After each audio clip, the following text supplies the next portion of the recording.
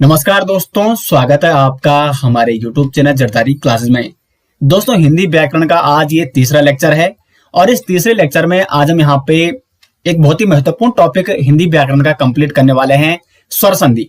और साथ साथ हम यहाँ पे आपको दोस्तों एक ऐसी ट्रिक यहाँ पे बताने वाले हैं ताकि आप स्वर संधि पहचानने में कभी भी कोई गलती नहीं करोगे और मात्र कुछ ही सेकंड में आप यहाँ पे स्वर संधि पहचान पाओगे। तो बहुत ही महत्वपूर्ण वीडियो होने वाली है क्योंकि संधि में आप बहुत सारे अभ्यर्थी बहुत ही कंफ्यूज रहते हैं और ये ऐसा टॉपिक है दोस्तों जिस टॉपिक से हर एग्जाम में, कोई भी एग्जाम आप उठा के देख लो, हर एग्जाम में यहाँ पे प्रश्न बनते हैं। तो बहुत ही अच्छी तरीके से आज हम इसको कवर करने वाले हैं। साथ साथ इसके डिटेल्स नोट्स आपको मिल जाएंगे वीडियो के डिस्क्रिप्शन में, वहां पे लिंक दिया गया है, वहां से आप PDF डाउनलोड कर सकते हैं या आप गूगल पे सर्च कीजिए jardari-classes.in। तो चलिए दोस्तों शुरू करते हैं आज का लेक्चर। दोस्तों देखो, संधि क्या होती है। संधि का मतलब होता है आपस में मिल जाना या जुड़ जाना। संधि, ठीक है, जैसे ये भी हो गई, इनमें संधि हो गई। तो कुल मिला के दो वर्णों का आपस में मिल जाना, दो वर्णों के परस्पर संयोग से एक अन्य क्या बनता है दोस्तों, शब्द बनता है। और जब दो वर्ण मिलते हैं तो उनमें एक परिवर्तन आ जाता है, एक विकार उत्पन्न हो जाता है दोस्तों, जिसे कहा जाता है संधि। यानी दो समीपवर्ती वर्णों के मेल से जो विकार या परिवर्तन उत्पन्न होता है उसे संधि कहते हैं। देखो किस प्रकार से उत्पन्न हो रहा है, यहाँ पे समझाने का प्रयास करते हैं। दयानंद, ठीक है, दयानंद कैसे बन रहा है, दया धन आनंद, यानी आ धन आ, ठीक है, ये दो आ थे, दया वाला या वाला आ और आनंद वाला आ। लेकिन अब जब ये दो आ मिले तो यहाँ पे एक ही आ बना, दया, ठीक है। या में अभी क्या है, एक ही आ है ना, या में क्या है, एक ही आ है। तो दो आ थे पहले, वो मिले, लेकिन वहां पे एक ही आ बना, मतलब कुल मिला के कहीं ना कहीं क्या हुआ, परिवर्तन हुआ। अगर हम बात करें कुल मिला के दूसरी दृष्टि से, देखो ये दया था, ये आनंद था, लेकिन दया और आनंद को मिला के क्या बना, यहाँ पे एक ही या बना, आ इसी में समाहित हो गया। तो इस प्रकार से क्या हो रहा है दोस्तों, एक विकार उत्पन्न हो रहा है जब दो वर्ण आपस में मिल रहे हैं। उसी हिसाब से यहाँ पे आप देख सकते हो परीक्षाधन अर्थी, परीक्षार्थी बन रखा है। तो ये हम यहाँ पे हम समझने का प्रयास करेंगे कि ऐसा क्यों बन रहा है। तो सामान्यतः जो संधि के भेद होते हैं वो तीन होते हैं, स्वर संधि, व्यंजन संधि और विसर्ग संधि। तो व्यंजन संधि और विसर्ग संधि के बारे में हम नेक्स्ट वीडियो में चर्चा करेंगे। आज जो हमारा टॉपिक रहेगा वो स्वर संधि रहेगा, क्योंकि अधिकांशतः क्वेश्चन जो बनते हैं एग्जाम में वो स्वर संधि से ही बनते हैं। और स्वर संधि भी 5 प्रकार की होती है। तो पहले स्वर संधि का मतलब क्या होता है, तो स्वर संधि का मतलब है स्वर और संधि, यानी स्वरों के मेल से उत्पन्न विकार। तो दो स्वरों के मेल से जो विकार उत्पन्न होता है उसे स्वर संधि कहते हैं। या आप सरल भाषा में समझने का प्रयास करेंगे तो इस प्रकार भी कर सकते हैं कि दो स्वरों के मेल से जो शब्द बनता है तो वहाँ पे जो संधि होती है उसे क्या कहते हैं, स्वर संधि कहते हैं। अब देखो जैसे सूर्य धन अस्त, तो सूर्य का आ, या का आ, धन ये वाला अस्त का आ, तो क्या बन रहा है, बड़ा वाला आ बन रहा है, सूर्यास्त बन रहा है। सदैव, ठीक है, सद धन एव, तो सद दा का आ मिल रहा है, छोटा आ, धन छोटा ए, तो क्या बन रहा है, बड़ा ए बन रहा है। उसी प्रकार परमेश्वर, नवागत देखो पहले, ठीक है, नव धन आगत, नव वा का आ, धन बड़ा आ, आगत, तो क्या बन रहा है, नवागत, यानी ये भी आ बन रहा है। परमेश्वर, परम धन ईश्वर, यानी आ, परम का माँ पे क्या है, आ लगा है, धन ई, ये वाला ई, तो क्या बन रहा है, परमेश्वर, यानी वो ए बन रहा है। तो इस प्रकार से ये क्यों बन रहे हैं, ये अभी हम स्वर संधि के टाइप में आपको समझने का प्रयास करना होगा। सप्तऋषि, ठीक है, क्या बन रहा है, सप्तऋषि बन रहा है, सप्तधन ऋषि से मिलाकर सप्तऋषि बन रहा है। अब देखो दोस्तों, स्वर संधि के भेद 5 प्रकार की होती है। स्वर संधि, दीर्घ संधि, गुण संधि, वृद्धि संधि, यण संधि और अयादि संधि। तो एक एक कर हम इनके बारे में चर्चा करेंगे और प्रत्येक संधि की यहाँ पे शॉर्ट ट्रिक बताएंगे कि किस प्रकार से आपको ये नोट करनी है। तो दीर्घ संधि क्या होती है, दीर्घ मतलब बड़ा, दीर्घ मतलब दीर्घ होता है, ठीक है, बड़ा होता है। तो यहाँ पे बड़ा बनेगा, हमेशा आपको दीर्घ से मतलब लगाना है, सीधे यहाँ पे हमेशा क्या बनेगा, बड़ा बनेगा दोस्तों। दीर्घ संधि क्या होती है, जब ह्रस्व या दीर्घ स्वर, ह्रस्व स्वर क्या होता है, दीर्घ स्वर क्या होता है, ये आपको पहले ही वर्णमाला वीडियो में बताया गया है। फिर भी आपको यहाँ पे बता दो, ह्रस्व स्वर जिसको बोलने में कम समय लगता है, जैसे अ, ई, उ, इनको कहते हैं ह्रस्व स्वर। या दीर्घ स्वर जिनको बोलने में अधिक समय लगता है, आ, ई, उ, ये दीर्घ स्वर हैं। तो जब ह्रस्व या दीर्घ स्वर के बाद क्रमशः ह्रस्व स्वर या दीर्घ स्वर आते हैं तो हमेशा किस प्रकार का स्वर बनता है दोस्तों, दीर्घ स्वर बनता है।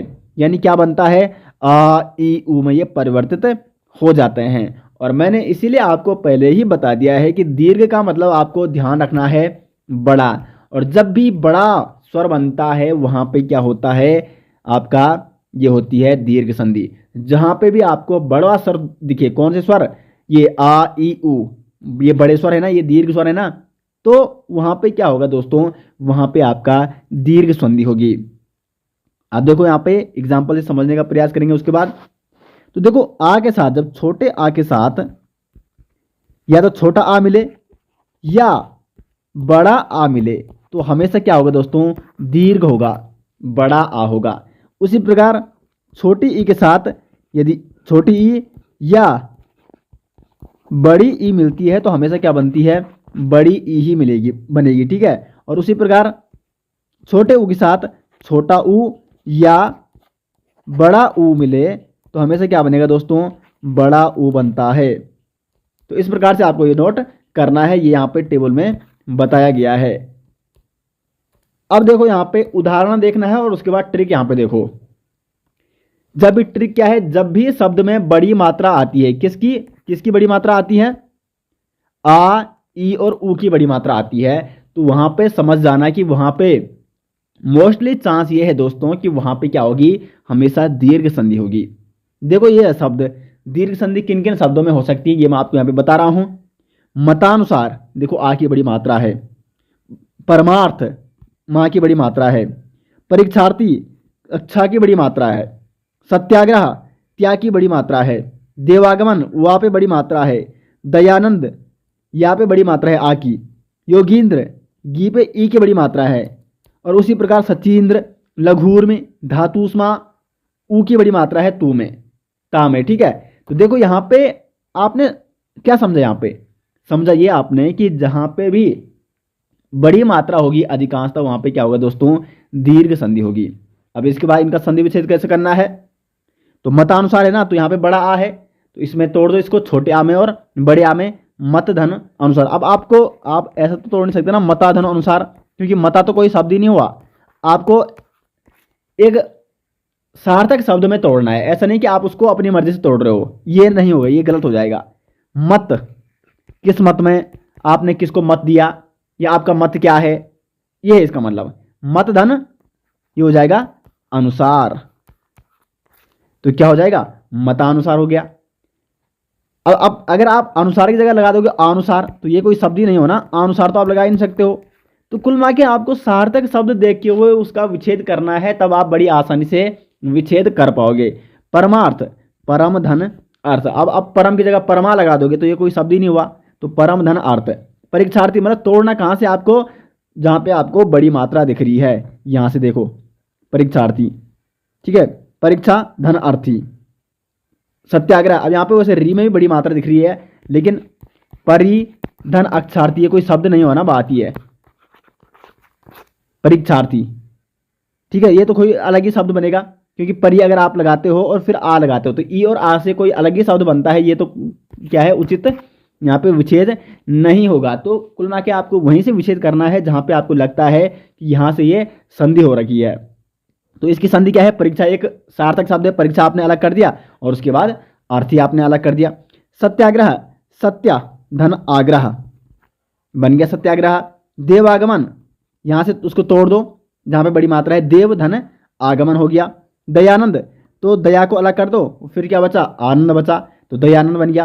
और यहाँ पे किस प्रकार से मिल रखा है, दया का आ धन आनंद का आ, और कैसे बन रखा है, ये भी बन रखा है बड़ा दीर्घ आ बन रखा है। तो दयानंद में इस प्रकार से संधि है। योगींद्र, योगी धन इंद्र, सचींद्र सची धन इंद्र। लघुर्मी, लघु धन ऊर्मी, तो लघु का छोटा ऊ धन ऊर्मी का बड़ा ऊ मिलकर क्या बना रहा है दोस्तों, ऊ बना रहा है। और यहाँ पे भी क्या है, दीर्घ शब्द जब आ रहा है ऊ, तो इसका मतलब यहाँ दीर्घ वर्ण, ठीक है, दीर्घ स्वर, तो इसका मतलब यहाँ पे क्या है, लघुर्मी है, और यहाँ पे कौन सी संधि होगी, दीर्घ संधि होगी। उसी प्रकार धातु उष्मा, धातु धन उष्मा, धातु उष्मा बना रहा है। तो उम्मीद करते हैं कि दीर्घ संधि अब आप गलत नहीं करोगे, क्योंकि दीर्घ संधि की शॉर्ट ट्रिक क्या बता दिया आपको कि जहां पे बड़ी मात्रा आती है वहां पे क्या होगा, दीर्घ संधि मोस्टली देखने को मिलेगी, ठीक है। आ ई उ। अब देखो ये तो दीर्घ संधि थी, दीर्घ संधि में आप ज़्यादा वैसे अटकते नहीं हो। अब आता है गुण संधि। इसमें बहुत सारे लोग कंफ्यूज होते हैं। जब आ या आ के बाद ह्रस्व या दीर्घ या री आए तो दोनों के मिलने पर क्रमशः ए और ओ और अर हो जाता है। क्या हो जाता है? ए ओ अर हो जाता है। तो वहां पे क्या होता है? गुण संधि हो जाता है। अब ये तो परिभाषा थी, इसको याद कैसे रखना है? देखो पहले आ अथवा आ के बाद, ठीक है, यहां पर सिर्फ हमेशा याद रखना है कि गुण संधि में सिर्फ आ और आ के बाद आएगा। ठीक है, पहले क्या होगा? आ और आ होगा। तो यदि आ के बाद क्या आएगा? ई आएगा तो वो ए बन जाएगा। या आ के बाद ई आई या छोटा ई आई, ठीक है, क्या बनेगा? हमेशा ए ही बनेगा। एक तो ये है। दूसरे का मतलब क्या है कि यदि आ या आ के बाद क्या आ गया? ऊ या ऊ आ गया तो क्या बनेगा? वो ओ बनेगा। और तीसरा क्या है? आ अथवा आ के बाद जब री आता है तो अर बन जाता है। अब इसकी आपको नोट कैसे करना है, कैसे आपको पहचानना है कि किसमें गुण संधि है? तो हमेशा जब शब्द में क्या होगा? ए और अर आपको देखने को मिलेगा, वहां पे छोटी मात्रा, ठीक है, ये छोटे है ना, देखो अगर ए होता, ये बड़ा है और ये छोटा है, उसी प्रकार ये छोटा है और ये बड़ा है। तो कुल मिला के ए और ओ, ये मतलब कौन सा ए और कौन सा ओ? छोटे वाले ए और ओ। तो जहां पे भी छोटी एक मात्रा ए और ओ की देखने को मिलती है और अगर कहीं पे आर भी देखने को मिलता है तो वहां पे गुण संधि होगा। देखो यहाँ पे ये शॉर्ट ट्रिक देखो यहाँ पे, और ये एग्जाम्पल देखो। नरेंद्र ए की छोटी मात्रा है, परमेश्वर ए की छोटी मात्रा है, उमेश ए की छोटी मात्रा है, मानवोचित ओ की छोटी मात्रा है। अभी देखो गंगोदक, महोत्सव, परोपकार, दयोर्मी, सप्तऋषि, यहाँ पे अर आ गया। सप्तर्षि, राजर्षि अर आ रहा है, देवर्षि अर आ रहा है। तो या तो यहाँ पे तीन मैंने आपको पॉइंट नोट रखने को बोला, या तो ए की मात्रा आए छोटी वाली, ओ की मात्रा आए, या अर आए। तो यहाँ पे देखो कोई एग्जाम्पल ऐसा है जहां पे डबल मात्रा देखने को मिल रही है? नहीं है ना। तो कुल मिला के यहाँ पे क्या होगा दोस्तों? इन शब्दों में होगा आपका गुण संधि। अब देखो, अब इनका विच्छेद करो। ये शब्द आप समझ गए ना कि इन शब्दों में जितने भी इस प्रकार के शब्द आएंगे, जितने एक मात्रा होगी उसमें ए की, या उसमें ओ की मात्रा होगी, या उसमें क्या होगा? अर होगा। जैसे सप्तर्षि, देवर्षि, आपको उच्चारण भले ही शुद्ध करना पड़ेगा, ठीक है, ऐसा नहीं कि आप उसको कुछ भी उच्चारण कर रहे हो। तो वहां पे क्या होगा दोस्तों? आपको गुण संधि देखने को मिलेगी। यानी कुल मिला के गुणा हो रहा है किसमें? देखो इस प्रकार से आ और ई में गुणा हो रहा है और नीचे वाला शब्द बन रहा है ए वाला। इस प्रकार से भी आप नोट कर सकते हैं। उसी प्रकार आ गुणा हो रहा है किसमें? ऊ में। ये जुड़ता है, ठीक है। मैं आपको एग्जाम्पल समझने का प्रयास कर रहा हूँ, यहाँ पे मैं आपको समझाने का प्रयास कर रहा हूँ। यहाँ पे गुण का मतलब क्या हुआ है? आ और ऊ का गुणा हो रहा है और नीचे वाला शब्द बन रहा है ओ, क्योंकि ये तो दूसरी लाइन में आता है ना स्वर में। तो इस प्रकार से आपको दोस्तों ये नोट करना पड़ेगा। तो नरेंद्र, नर, नर का रा का आ, धन इंद्र का ई। तो क्या बन रहा है? आ और ई बनाकर नरेंद्र यानी ए बना रहा है। परमेश्वर, परम, माँ का आ, धन ईश्वर का ई, क्या बना रहा है? मैं, या कुल मिला के में क्या है? ए बना रहा है, परमेश्वर बना रहा है। तो इस हिसाब से उमेश, उमा धन ईश, आधन ई, ए बना रहा है। मानवोचित, तो मानव यानी आधन ऊ, तो वो बना रहा है, ओ बना रहा है, ठीक है, आधन ऊ, ओ बना रहा है मानवोचित। गंगोदक, गंगा धन उदक, आधन ऊ, क्या बन रहा है दोस्तों? ओ बन रहा है। महोत्सव, तो आधन ऊ मिलकर यहाँ पे ओ बना रहा है, महाधन उत्सव। उसी प्रकार पर धन उपकार यानी आधन ऊ, रा का आ और उप का ऊ, क्या बना रहा है? रो यानी ओ बना रहा है। उसी बात दयोर में, यहाँ पे भी ओ की एक मात्रा है। सप्तर्षि, राजर्षि, देवर्षि, सप्तधन ऋषि, राजधन ऋषि। देखो यहाँ पे सप्त का ता का आ, धन ऋषि का री। तो जब भी आ और री मिलता है तो वहां पे क्या बनता है? अर बनता है, सप्तर्षि। फिर इसी प्रकार राजधन ऋषि, राजर्षि, और देवर्षि, देवधन ऋषि। उम्मीद करते हैं यहाँ पे आप गुण संधि भी समझ गए होंगे। और जहाँ पे भी एक मात्रा दिखती है, या तो ए की या तो ओ की, या वहाँ पे अर देखने को मिलता है, वहाँ पे क्या होगा, गुण संधि होगा। उसी प्रकार वृद्धि संधि में भी क्या है, अब देखो वृद्धि में वृद्धि हो गई है, क्रम आपको ध्यान रखना है। पहले दीर्घ संधि वहाँ पे बड़ा हो रहा था, गुण संधि वहाँ पे गुणा हो रहा है। जब आ और ई मिल रही है तो नीचे वाला ए बन रहा है, उसी प्रकार आ और ऊ मिल रहा है तो नीचे वाला ओ बन रहा है। लेकिन यहाँ पे गुण से और आगे हम निकल गए हैं और अब हमें करनी है यहाँ पे वृद्धि। तो वृद्धि का मतलब अभी तक छोटा ए बन रहा था तो अब यहाँ पे ए बनेगा, वहाँ पे ओ बन रहा तो यहाँ पे औ बनेगा, और साथ ही साथ बड़ी मात्रा कुल मिला के, ठीक है। तो क्या होती है वृद्धि संधि, देखो यहाँ पे जब आ या आ के बाद ए या ए हो, ठीक है, आ अथवा आ के बाद कौन आता है, ए अथवा ए आता है, तो क्या बनता है, ए बनता है। और उसी प्रकार से यदि अ और आ के बाद ओ अथवा औ आता है तो हमेशा क्या बनता है दोस्तों, औ बनता है। तो कुल मिला के बनेंगे तो ये दो स्वर आएंगे, ये दो मात्राएं बनेंगी। लेकिन ये किस प्रकार की मात्रा, ये बड़ी मात्रा है। गुण संधि में ए और ओ था, यानी वो छोटे हैं, और वृद्धि संधि में उनसे थोड़ा बड़े ए और औ। तो जहां पे भी जिस भी शब्द के पास ये मात्रा होगी वहां पे क्या होगा दोस्तों, वृद्धि संधि होगी। हाँ, भले ही आपको अपने दिमाग से थोड़ा सोचना पड़ेगा, ऐसा नहीं कि आपने, अब देखो कई जगह क्या होता है कि कई जगह दो मात्राएं हो सकती है। माना कोई अगर एग्जाम्पल आता है ऐसा, मैं आपको बताऊंगा यहाँ पे।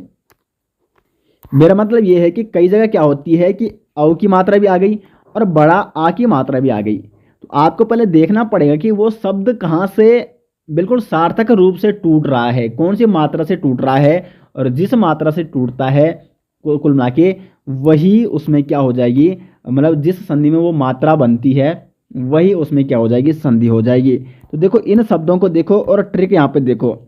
सदैव यहाँ पे क्या है, ए है, और मैंने आपको बताया कि जहाँ पे क्या होगी, ए की मात्रा होगी वहाँ पे क्या होगा, आपका वृद्धि संधि होगी।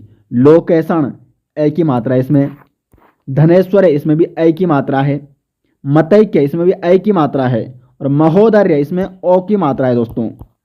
और जहाँ पे ए की मात्रा और औ की मात्रा होगी, ए की मात्रा और औ की मात्रा, तो वहाँ पे क्या होगा दोस्तों, वृद्धि संधि होगा।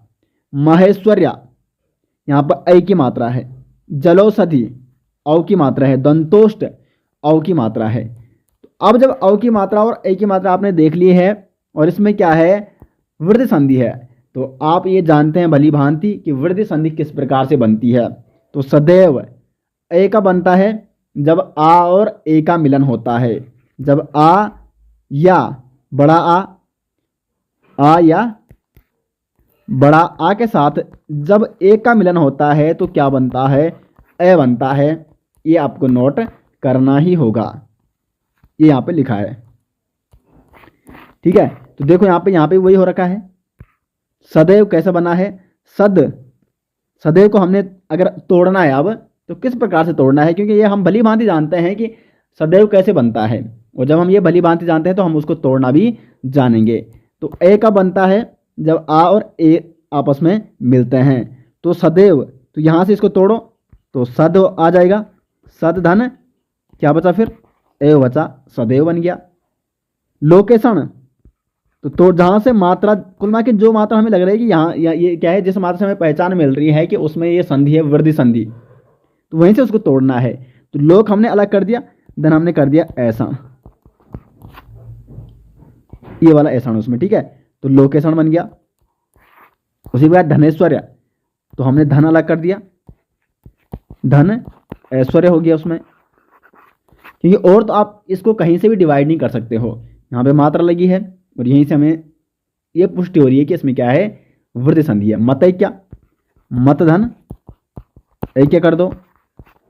महोदर्य, तो महाधन औदर्य, महेश्वर्य महाधन ऐश्वर्य, जलोषधि जलधन औषधि, और दंतोष्ट दंत धन ओष्ट। तो देखो आप देख रहे होंगे ना आप पे कि टूट कहाँ से रहा है, विच्छेद कहाँ से हो रहा है, जहाँ पे मात्रा है और मात्रा से हमें पहचान चल रही है उसकी कि वृद्धि संधि उसमें देखने को मिल रही है। तो वृद्धि संधि भी आपको समझ में आ गई होगी। अब देखो यण संधि क्या होती है। तो यदि ई, ये छोटी ई है यहाँ पे, तो यदि ई ऊ और री के बाद भिन्न स्वर आते हैं, यानी जो ऊपर वाले स्वर हैं आ और आ को छोड़कर ई ऊ री के बाद कोई भी अन्य भिन्न स्वर आते हैं, तो उनके योग से क्या बनता है दोस्तों? यदि ई और ई है, ई और ई के बाद कोई भी स्वर आता है तो या बनता है। उसी प्रकार ऊ और ऊ के बाद कोई भी स्वर आता है तो वाह बनता है उसका। और री के बाद कोई भी स्वर आता है तो वो हमेशा क्या बनता है? रा बनता है। तो उसे कहते हैं यण संधि। अब आप यहाँ पे कंफ्यूज हो रहे होंगे कि ये बन क्यों रहा है, तो अभी जानेंगे कैसे बन रहा है। तो देखो ई अथवा ई के बाद कोई भी स्वर आता है या बनता है, यहाँ पे इसलिए लिखा है ये। ऊ और ऊ के बाद, ऊ अथवा ऊ के बाद कोई भी स्वर आता है तो वाह बनता है, और री के बाद कोई भी स्वर आता है तो रा बनता है। अब देखो किस प्रकार से आपको यण संधि की पहचान करनी है। तो हमेशा ध्यान रखना कि जब किसी भी शब्द में या वा रा के पीछे क्या होता है?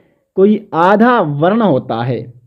हमेशा ध्यान क्या रखना है कि कोई भी शब्द है उसमें यदि क्या है या वा रा है, और या वा रा के पीछे क्या है? कोई आधा वर्ण यदि वहां पे है तो वहां पे हमेशा क्या है दोस्तों? यण संधि है। या से मतलब, ठीक है, या से आपको यण संधि ध्यान रखनी है, और या के अलावा किस किस में? या वा और रा में। अब देखो यहाँ पे अगर आ गया है कि इन शब्दों में बताइए, इन शब्दों में कोई भी एग्जाम में आता है, माना कि बताइए कि निम्न शब्दों में से कौन सी संधि है इस शब्द में, तो देखो यहाँ पे साफ साफ पहचाना जा रहा है, दिमाग लगाने ज़्यादा आवश्यकता ही नहीं है। अत्यधिक, ठीक है, अत्यधिक। तो या के पीछे क्या है? आधा वर्ण है ता। यहाँ पे भी इसको भी ध्यान रखो, मैंने लिखा हुआ है यहाँ पे या व रा के पीछे आधा अक्षर या वर्ण आता है, तो या के पीछे क्या है? ता है आधा। अत्युक्ति, या के पीछे आधा ता है। अत्याचार, या के पीछे भी आधा क्या है? ता। यहाँ पे भी, इसमें भी क्या होगा आपका? यण संधि होगा। प्रत्युत्तर, न्यून, यहाँ पे या के पीछे क्या है? आधा ना है। देव्यागमन, या के पीछे क्या है? आधा वाह है। उसी प्रकार से देखो मध्वालय, वा के पीछे क्या है? आधा धा है। स्वागत, वा के पीछे आधा सा है।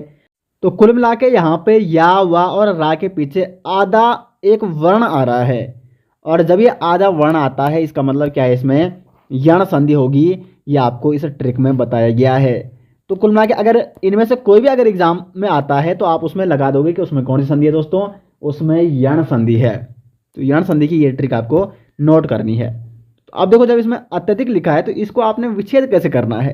तो उसके लिए आपको पता है कि यण संधि क्या होती है? अत्य। तो जहाँ पे या होता है, जहाँ पे या बनता है वहाँ पे वो किस किस को मिलकर बनता है? ई धन स्वर, यानी पहले क्या होगा? ई आएगा। तो अत्य को आपने सीधे क्या कर देना है? पहले अति कर देना है। जो ये आधा ता है ना, उसको आपने ई में बदल देना है, यानी ती में बदल दिया आपने इसको। और बाद में ई के बाद अब यहाँ पे या है तो कुल मिला के आ होगा, अधिक। तो देखो ती का ई और यहाँ पे आ, तो ई धन आ मिलकर क्या बना दोस्तों? वो या बना। समझ गए आप? अत्युक्ति, अत्युक्ति में भी वही होगा, अतिधन उक्ति। अतिधन उक्ति कैसे हो रहा है? अत्युक्ति, यहाँ पे क्या है? या है, और या आपको पता है कैसे बनता है? ई और कोई भी अन्य स्वर आए, तो यहाँ पे जो आधा है, जो आधा वर्ण है, उसको आपने क्या कर देना है? ई में बदल देना है। अति धन त्युक्ति था ना, यानी वो क्या होगा? उक्ति होगा।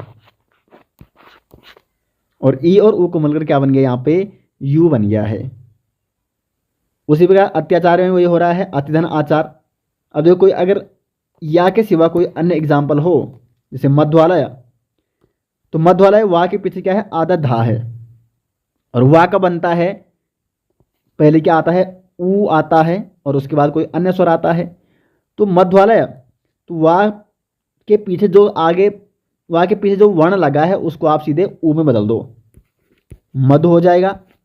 क्योंकि वा बनने में पहले कौन सा स्वर आ रहा है? हमेशा ऊ आ रहा है, और ऊ के बाद यदि कोई अन्य स्वर आता है तब जाके वा बनता है। तो यहाँ पे जो वा बन रहा है तो कुल मिला के उसमें उससे पहले क्या आएगा? आया होगा, ऊ आया होगा। तो आपने जो आधा वर्ण था यहाँ पे धा, उसको ऊ में बदल दिया। अब इसको आपने ऊ में बदल दिया, और उसके बाद जो आपका, उसके बाद क्या होगा? वालय, यानी आलय होगा। तो ऊ धन आ क्या मिल रहा है यहाँ पे? ये बन रहा है वा बन रहा है। और धू धन आ है तो ध्वा बन रहा है वो, तो मध्वालय बन गया। उसी प्रकार स्वागत, सुधन आगत।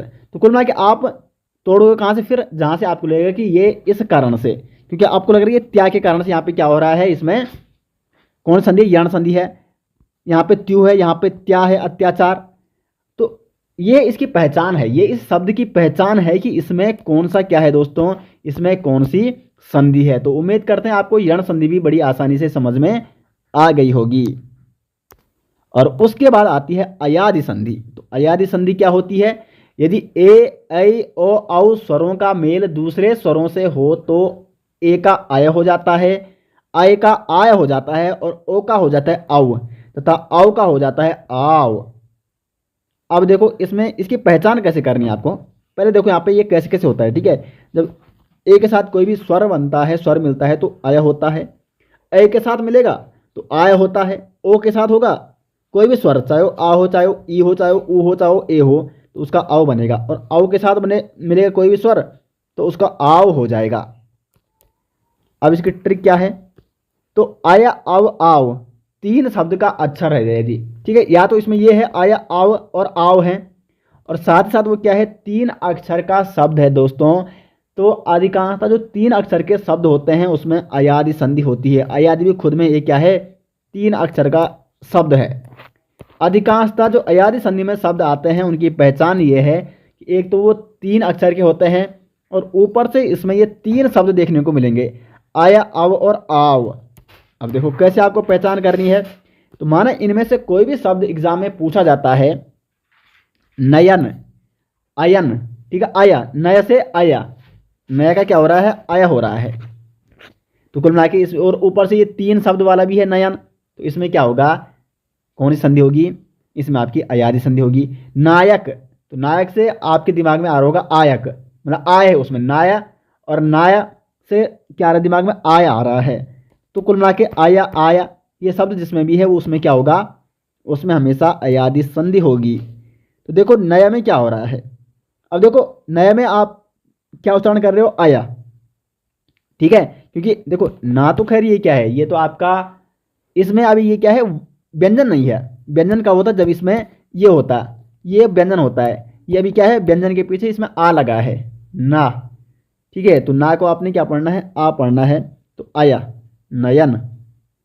अब देखो कैसे ये जुड़ रहा है, तो नयन आपको पता है कि आया कैसे किस किस को मिलकर बनता है, ए के साथ यदि कोई भी स्वर आता है तो हमेशा क्या करना है आपको, आपको जब पहला स्वर पता है कि आया को बनने में पहला स्वर आएगा ए, तो यहाँ पे आपने नयन हो रहा है ना ये, तो जो ना है उस पर आपने ए की मात्रा लगा दी, उसके बाद इसको आगे आपने अन कर दिया, तो ए धन आ, ए के बाद कोई भी स्वर आता है तो अभी क्या आ रहा है, आ रहा है, तो वो क्या बन रहा है, या बन रहा है, तो नयर बन जाएगा, आया बन रहा है, ठीक है, ए धन आ बन रहा है आया।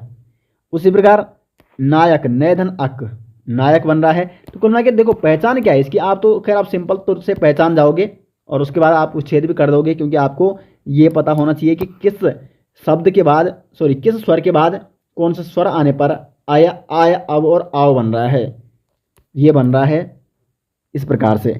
तो नयन, नायक, पवन, पावक, भावुक, यानी आव आ रहा है ना, भावुक से आव। तो जब भी आव आता है और ऊपर से तीन शब्द, तीन वर्ण वाला ये शब्द है, ठीक है, नाविक और गवीस, अव, गवीस में भी क्या है, अव है, अवीस। तो तीन अक्षर का ये शब्द होना चाहिए, और आया, अव और आव का इसमें भाव होना चाहिए, उच्चारण होना चाहिए, तो उसमें क्या होगा, अयादि संधि होगा। तो अगर ये देखो माना पावक आ गया एग्जाम में, कि पावक में बताइए कौन सी संधि है, दीर्घ संधि है, वृद्धि संधि है, यण संधि है, या अयादि संधि है। तो आपको मैंने सभी संधि की क्या बता दी है, ट्रिक बता दी है, तो सीधे तौर पर आपके दिमाग में आ जाएगा यार ये तो पहले क्या है, तीन अक्षरों का ये शब्द है। और पावक, इसमें पावक, आव, आव आ रहा है, आव का उच्चारण हो रहा है, तो इसका मतलब क्या है, इसमें अयादि संधि होगी। उसी प्रकार देखो इसको भी देखो, अत्याचार्य, चलो न्यून आ गया, माना न्यून में ऑप्शन में आ गया, दीर्घ संधि है, यण संधि है, अयादि संधि है, वृद्धि संधि है। आपने देखा कि स्वर संधि में एक ही तो संधि ऐसी है जिसमें क्या है, आधा शब्द आता है, मतलब या के पीछे यदि आधा वर्ण है, या व रा के पीछे आधा अक्षर या वर्ण है, तो उसमें हमने जरदारी क्लासेस सर ने बता रखा है कि वहाँ पे क्या होगी, वहाँ पे आपकी यण संधि होगी, तो आपके दिमाग में ये आ जाएगा, तो इसको भी कर दोगे। उसी प्रकार से क्या है, वृद्ध संधि का कोई अगर एग्जाम में पूछा जाता है, आ गया महोदर्य में कौन सी संधि है, आपने देखना कि ट्रिक में बताया गया हमें कि महोदर्य यानी जहाँ पे औ की मात्रा होती है या ऐ की मात्रा होती है, वहाँ पे आपने क्या लगाना है, अधिकांश तो वहाँ पे चांस काय के हैं, तो वो होगी आगे वृद्ध संधि, और इसको भी आप सही कर दोगे। उसी प्रकार से फिर यहाँ पे मानक परोपकार आ गया, तो परोपकार में ओ की मात्रा है। देखो अगर औ की मात्रा आएगी तब तो उसमें वृद्ध संधि है, लेकिन अगर ओ की मात्रा आती है तो उसमें क्या होती है, गुण संधि होती है। या तो ओ की मात्रा आती है या ए की मात्रा आती है। ए की मात्रा ये है और आई की मात्रा ये है, उसी प्रकार ओ की मात्रा ये है और औ की मात्रा ये है। तो अगर ए और ओ की मात्रा आती है गुण संधि होती है, और ए और औ की मात्रा आती है तो उसमें क्या होती है, वृद्धि संधि होती है। उसी प्रकार से अगर दीर्घ संधि का आ गया तो जहां पे भी क्या है, या तो वहां पे आ की मात्रा आ रही है, ई की मात्रा आ रही है, ऊ की मात्रा आ रही है, जहां पे भी तीन मात्रा आएंगी वहां पे क्या होगा, दीर्घ, और दीर्घ का मतलब बड़ा, जहां पे बड़ी मात्रा आ रही है। उम्मीद करते हैं दोस्तों संधि आप यहाँ पे अच्छे से समझ गए होंगे, और स्वर संधि में अब आपको कोई दिक्कत नहीं होनी चाहिए। और जितनी ज़्यादा आप प्रैक्टिस करोगे, जितनी ज़्यादा, हमेशा मैं ये बात हमेशा बोलता हूँ कि देखो यहाँ से पढ़ा, यहाँ से आपको लेक्चर समझा दिया है, लेकिन अगर आप खुद प्रैक्टिस नहीं करोगे तो कुछ दिन बाद आप स्वतः ही भूल जाओगे, और प्रैक्टिस आपको करनी है और फिर वहाँ पे लगाना है कि इसका विच्छेद कैसे हो रहा है, तब जाके आप बड़ी आसानी से संधि को कवर कर पाओगे। और वैसे बेहतरीन ट्रिक के द्वारा मैंने आपको ये बता दिया है, आप अगर प्रैक्टिस करते हो लगातार तो आप संधि के बारे में कोई भी एग्जाम में क्वेश्चन बनता है उसको गलत नहीं करोगे। तो दोस्तों स्वर संधि का आज यहाँ पे टॉपिक कंप्लीट हो गया है, और इसका जो नेक्स्ट लेक्चर आएगा उसमें हम व्यंजन संधि और जो आपकी क्या है विसर्ग संधि है उसके बारे में चर्चा करेंगे। तो दोस्तों आपको वीडियो कैसी लगी कमेंट में जरूर बताएं, और हिंदी का ये जो सीरीज चल रही है आपको कैसी लग रही है अपनी राय कमेंट में जरूर दें। मिलते हैं दोस्तों नेक्स्ट वीडियो, तब तक के लिए धन्यवाद।